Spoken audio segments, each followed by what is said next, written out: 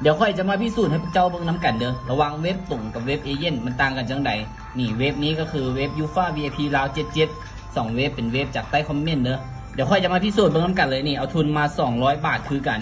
แล้วก็ปรับไปเบ็ด10 บาทเด้อเดี๋ยวจะใส่ออโต้ไป10 ครั้งเท่ากันมาเดี๋ยวปรับไปกันเด้อออโต้10 ครั้งแล้วมาพิสูจน์เบิ่งเลยเนี่ยให้พวกเจ้าตัดสินกันเองเลยว่าเว็บใดนะเว็บตรงกับเว็บเอเย่นมันต่างกันจังไหน9 ครั้งแล้วยังบ่มาใช่ไหมเว็บนี้จ่ายมา6 ครั้ง6 บาทนี่เบิ่งน้ำกันเลยนี่เห็นบอมาแล้วเห็นบอ UFA VIP ราว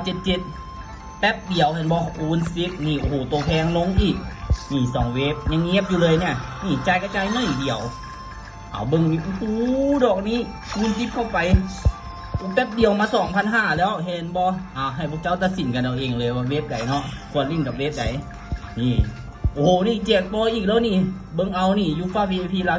77โอ้โหแจกโคตรดีเลยเบิ้งเอานี่หมดแล้วเห็นบอหมดแล้วเงียบแล้วอุ้ยอันนี้ยังจ่ายอยู่เห็นบอโอ้โหเดี๋ยวฝากไว้เลยแล้วกันเด้อ2เว็บกับเว็บนี้เอามันต่างกันจังใดพวกเจ้าคันผู้ใดสนใจก็สามารถไปสมัครที่หน้าลิงก์ได้เลย